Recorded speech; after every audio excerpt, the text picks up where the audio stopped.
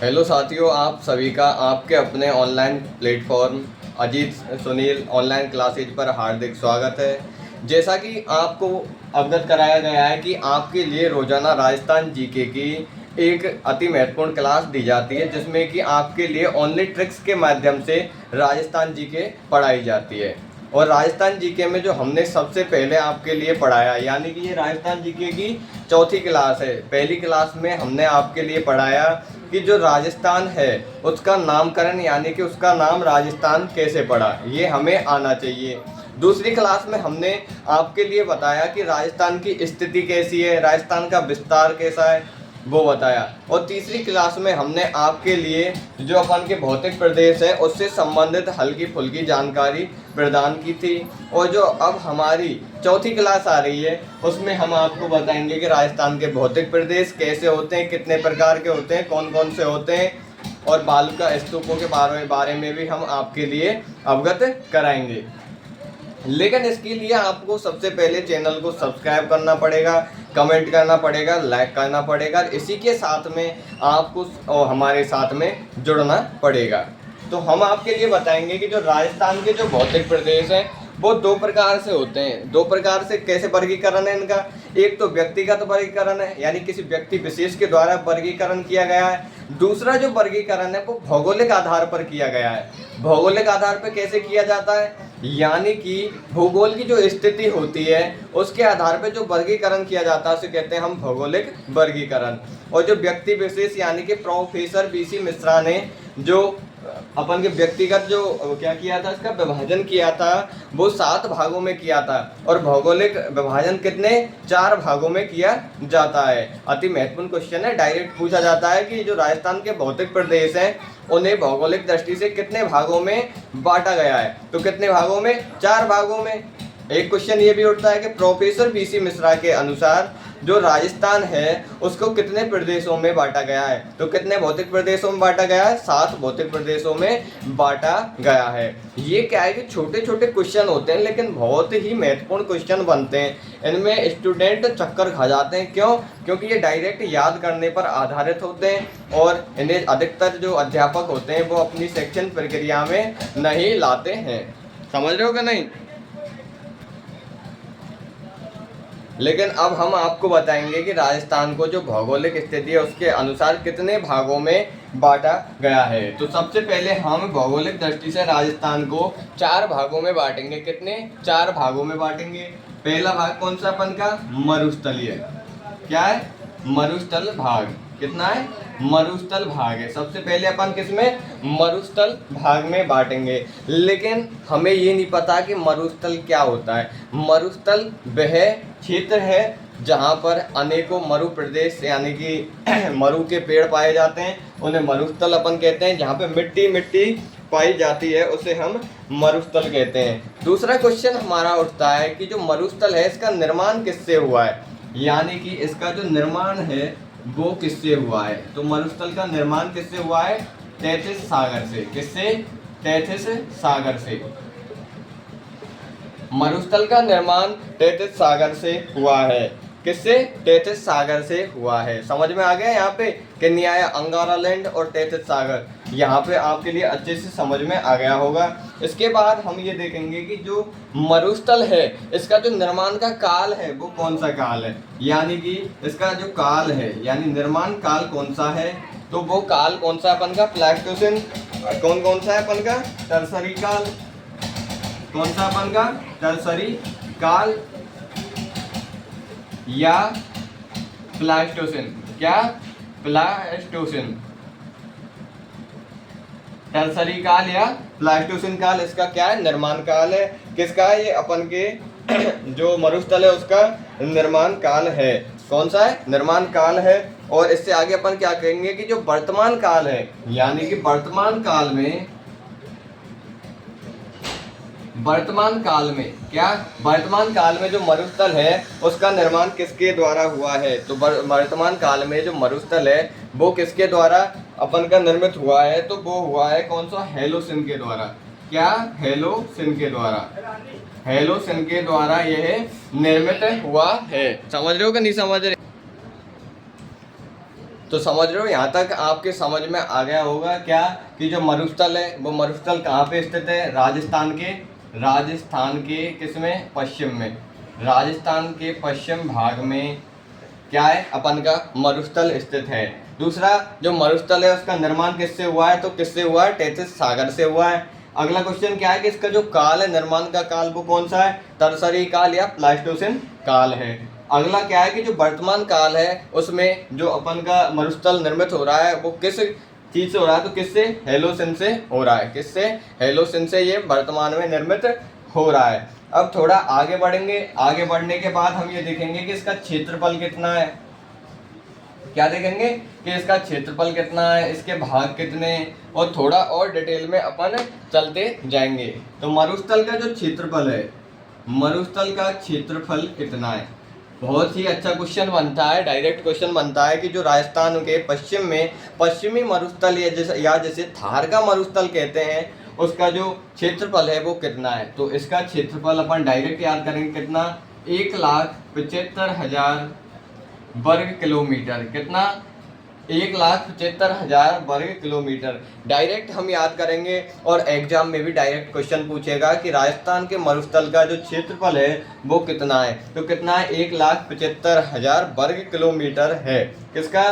क्षेत्रफल का। इसका अन्य नाम क्या है? इसका अन्य नाम क्या है अपन का? थार का मरुस्थल, थार का मरुस्थल।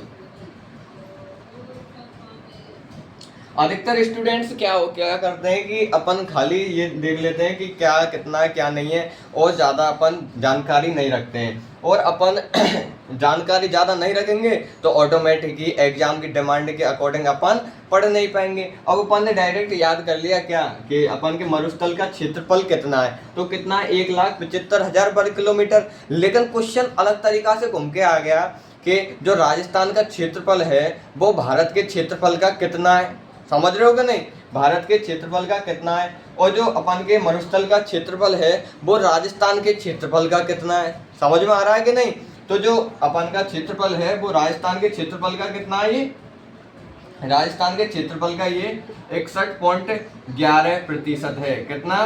राजस्थान के क्षेत्रफल का, राजस्थान के क्षेत्रफल का, राजस्थान के क्षेत्रफल का कितना है? 61.11% है। लेकिन एक क्वेश्चन ये भी उठता है कौन सा कि जो अपन का थार का मरुस्थल है ये भारत के कितने प्रतिशत है। तो भारत के कितने प्रतिशत है? ये 10.41%। कितने? 10.41% है। ये क्वेश्चन ऐसे हैं कि एग्जाम में रिपीट होते हैं लेकिन माइंड में क्या है कि ओवरलैप हो जाते हैं, तो अपन इन्हें भूल जाते हैं और अपन इन्हें याद नहीं रख पाते हैं। लेकिन हमें ये याद रखना जरूरी है। यहाँ तक तुम्हें समझ में आ गया? अब इससे आगे अपन चलेंगे।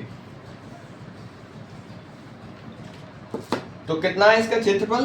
क्षेत्रफल कितना हो गया इसका? थार के मरुस्थल का क्षेत्रफल हो गया 1,75,000 वर्ग किलोमीटर। जो कितना अपन के राजस्थान के क्षेत्रफल का कितना हो गया? 61.11%। कितना हो गया? 61.11%।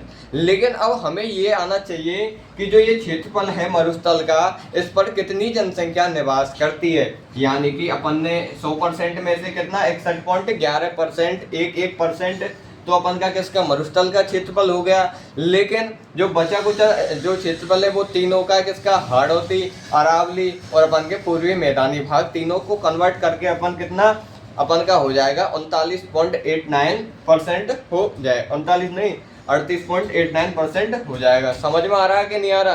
धीरे धीरे अपन क्या है कि इसे समझने लग जाएंगे। अपन का अगला क्वेश्चन होगा कि जो मरुस्थल है उस पर कितनी जो जनसंख्या है वो निवास करती है। यानी कि मरुस्थलीय भाग पर कितनी जनसंख्या रहती है? जनसंख्या निवास। तो जो राजस्थान की 100% जनसंख्या है उसमें से 40% जो जनसंख्या है वो अकेले थार के मरुस्थल पर निवास करती है। किस पर? अकेले थार के मरुस्थल पर निवास करती है। कितनी? 40% जनसंख्या इस पर निवास करती है। फिर अपन अगला क्वेश्चन क्या होगा कि जो मरुस्थल है उसकी मिट्टी कैसी है। मरुस्थल की जो मिट्टी है वो कैसी है। बहुत अच्छा क्वेश्चन उठता है कि मरुस्थल में कौन सी मिट्टी पाई जाती है। तो कौन सी पाई जाती है अपन की, रेतीली। कौन सी पाई जाती है, रेतीली, या अपन इसे क्या कहते हैं, लवणीय मिट्टी। क्या कहते हैं इसे, लवणीय मिट्टी भी कह सकते हैं। रेतीली और लवणीय मिट्टी पाई जाती है। कहाँ पे पाई जाती है, ये अपन के मरुस्थल में पाई जाती है। समझ में आ रहा है कि नहीं आ रहा। फिर अगला क्वेश्चन होगा कि जो मरुस्थल है वो राजस्थान के कितने जिलों में विस्तृत है, यानी कितने जिलों में फैला हुआ है। तो इसका जो फैलाव है वो कितने जिलों में है, ये भी अति महत्वपूर्ण क्वेश्चन है। फिर हम इसे देखेंगे, इसका फैलाव कितना है, यानी कि फैलाव, इसका फैलाव कितना है, 12 जिलों में। कितना है, 12 जिलों में जो अपन का राजस्थान का मरुस्थल है वो फैला हुआ है। और राजस्थान के कितने 61.11% भाग पर ये फैला हुआ है। और मरुस्थल का जो क्षेत्रफल है वो कितना है, 1,75,000 वर्ग किलोमीटर है। और पूरे राजस्थान का कितना है, 3,42,239 वर्ग किलोमीटर। पूरे राजस्थान का कितना है, 3,42,239 वर्ग किलोमीटर। और इसमें से अकेले मरुस्थल का कितना है, 1,75,000 वर्ग किलोमीटर क्षेत्रफल है। समझ रहे हो कि नहीं। इसके बाद अगला क्वेश्चन उठता है कि जो राजस्थान की जो जलवायु है वो कैसी है। राजस्थान की जलवायु, क्या, राजस्थान की जलवायु, राजस्थान की जलवायु कैसी है, अपन की शुष्क और अर्ध शुष्क। क्या, शुष्क या अर्ध शुष्क, किसकी, राजस्थान की जलवायु है। तो ये बहुत ही इंपॉर्टेंट क्वेश्चंस हैं, इन्हें ज्यादातर लोग समझ नहीं पाते हैं। जो अपन का थार का मरुस्थल है, इसका जो विस्तार है, यानी विस्तार है वो किस दिशा में है, विस्तार कैसे है इसका। जैसे अपन क्या देखेंगे, ये तो अपन का मरुस्थल है, समझ रहे हो कि नहीं, ये तो अपन का राजस्थान है। समझ में आ रहा है कि नहीं आ रहा है, ये तो अपन का राजस्थान है। ये अपन की क्या होगी, उत्तर, ये क्या होगी, दक्षिण, ये क्या होगी, पूर्व, ये क्या हो गई अपन की पश्चिम दिशा। लेकिन अपन के लिए बहुत ही अच्छा क्वेश्चन उठता है कि जो मरुस्थल है उसका फैलाव क्या है। तो इसका फैलाव क्या होगा, उत्तर पूर्व से और पश्चिम दक्षिण की ओर ऐसे फैलाव हो जाएगा। किसका, अपन के क्या हो जाएगा, उत्तर पूर्व से और क्या हो जाएगा, पश्चिम दक्षिण की ओर। क्या, उत्तर पूर्व से और पश्चिम दक्षिण की ओर किसका, राजस्थान का फैलाव हो जाएगा। जो कि बहुत ही अच्छा क्वेश्चन बनता है। ज्यादातर स्टूडेंट्स इसे हैंडल क्या ऐसे पढ़ ही नहीं पाते हैं, क्योंकि ज्यादातर अध्यापक इस क्वेश्चन को पढ़ाते ही नहीं है। तो समझ में आ रहा है कि नहीं आ रहा। यहाँ तक ये जो भी है, ये मतलब ये जो पॉइंट बन रहे हैं, ये पॉइंट आपके लिए ओनली प्रीवियस ईयर एग्जाम्स लग रही हैं, उनसे उठ के और डायरेक्ट आपके लिए पढ़ाए जा रहे हैं। अगर क्लास अच्छी लगे तो चैनल को लाइक करें, सब्सक्राइब करें और कमेंट भी करें।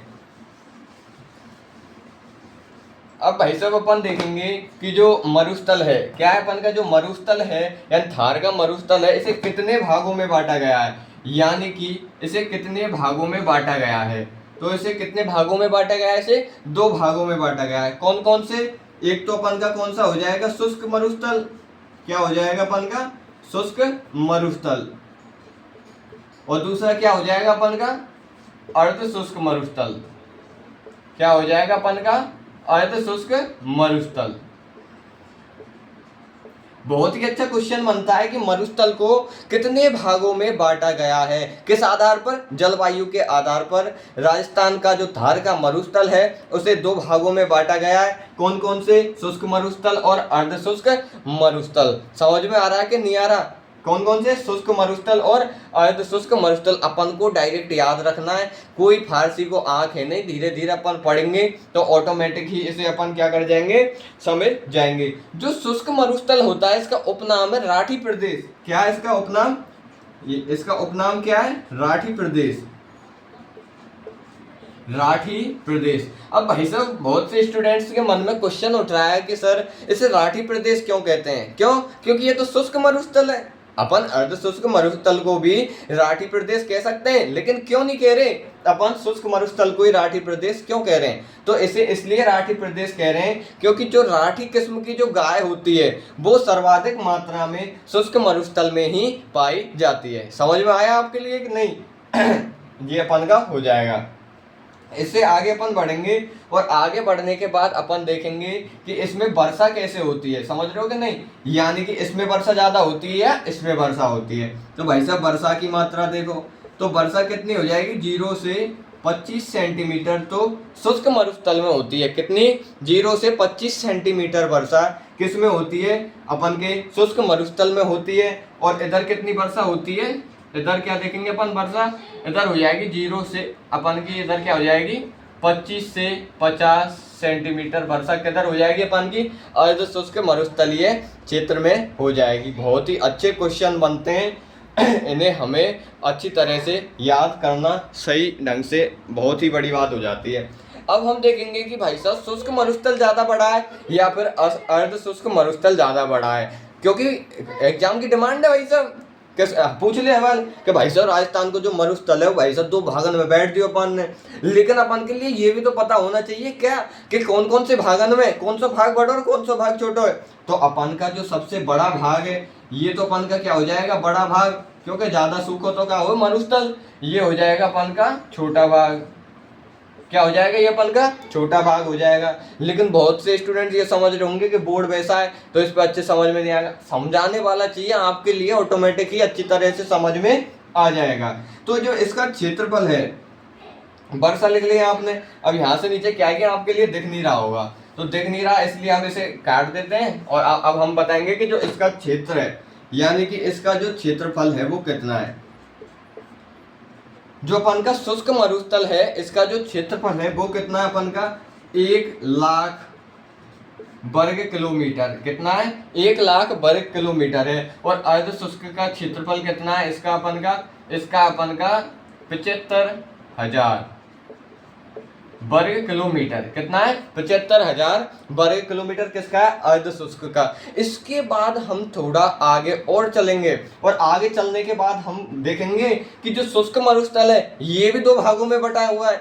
यानी कि 2 भाग कौन कौन से, एक तो बालुका स्तूप मुक्त क्षेत्र और एक है बालिका स्तूप युक्त क्षेत्र। यानी कि जहाँ पे मिट्टी के टीले बन जाते हैं उन्हें कहते हैं बालू के स्तूप, समझ रहे हो कि नहीं। तो वो हो जाएगी। अब अपन क्या करेंगे, मरुस्थल के 2 भाग कौन कौन से, शुष्क मरुस्थल और अर्ध शुष्क। अब भाई साहब शुष्क मरुस्थल के 2 भाग, एक में तो अपन के क्या बालू का स्तूप है, एक में नहीं है। तो जो है वे तो 58.5% है और जहाँ में नहीं है वे 41.5% है। थोड़ा और आगे लेंगे अच्छे तरीका समझेंगे।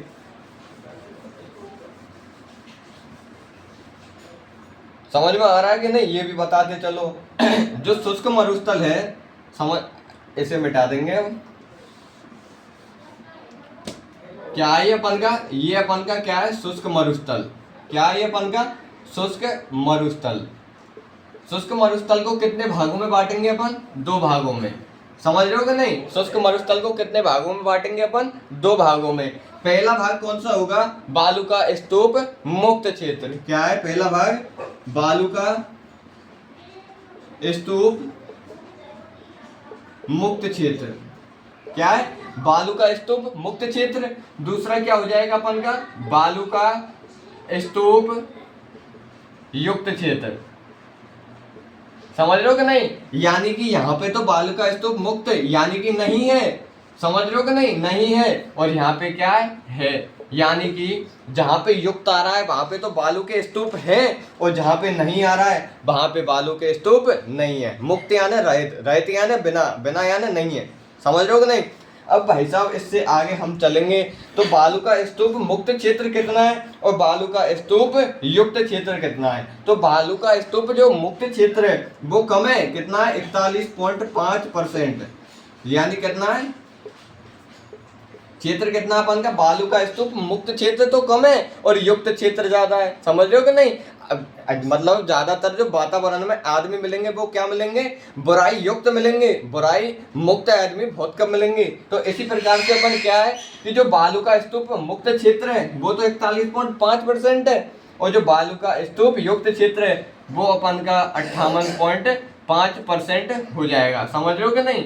ये बहुत ही बड़ा क्वेश्चन है और अच्छी एग्जाम्स में पूछा जाता है कि बालू का स्तूप युक्त क्षेत्र कितना है और बालू का स्तूप मुक्त क्षेत्र कितना है। और ज्यादातर स्टूडेंट्स ऐसे क्वेश्चन को पढ़ते ही और वहां पे चक्कर खा के गिर जाते हैं। क्यों, क्योंकि उन्हें पता ही नहीं है।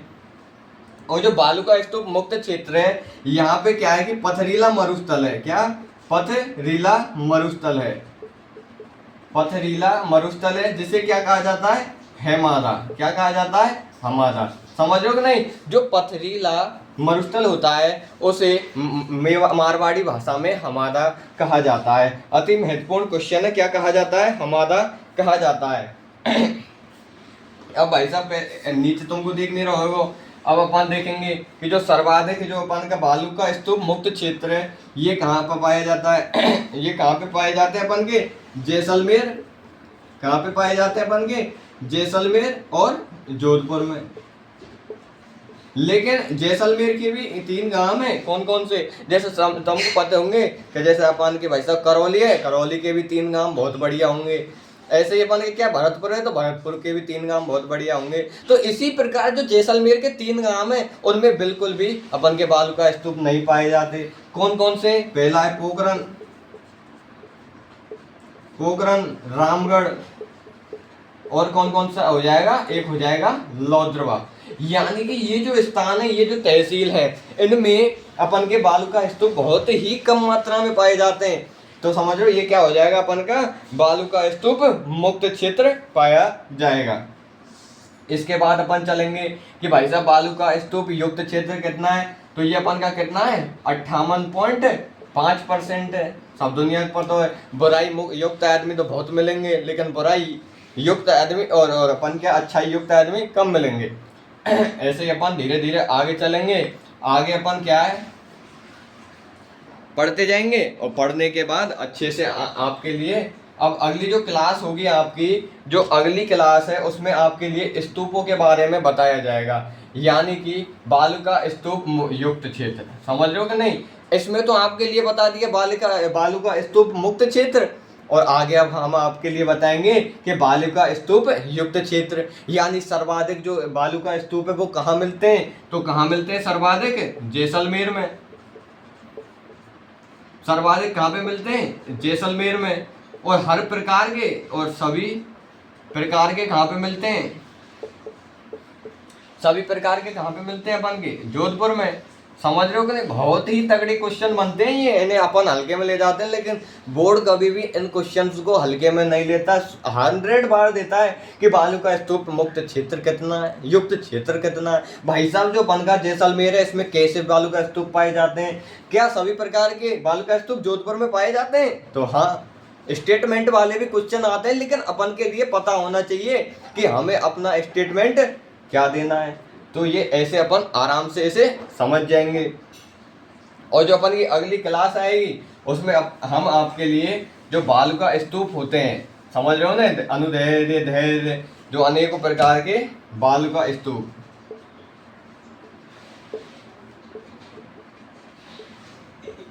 जो बालू का स्तूप होंगे उन्हें हम किसमें? नेक्स्ट क्लास में आपके लिए अच्छे से बताएंगे कि जो बालू का स्तूप है वो कैसे हैं, कौन से प्रकार के हैं, कौन से प्रकार के नहीं है। तो यहाँ पे हम अपनी वीडियो को समाप्त करते हैं। और अगर वीडियो अच्छी लगे तो चैनल को लाइक करें, सब्सक्राइब करें और कमेंट करें, और ज़्यादा नहीं तो 2-5 लोगों के बीच में शेयर भी करें, क्योंकि आपके लिए 15-20 मिनट में इतनी शानदार क्लास दी जाती है जिसके अंदर आपकी उम्मीद से ज़्यादा कंटेंट बताया जाता है। तो इसके लिए ज़्यादा नहीं तो 1-2 सब्सक्राइब तो ज़रूर करने चाहिए।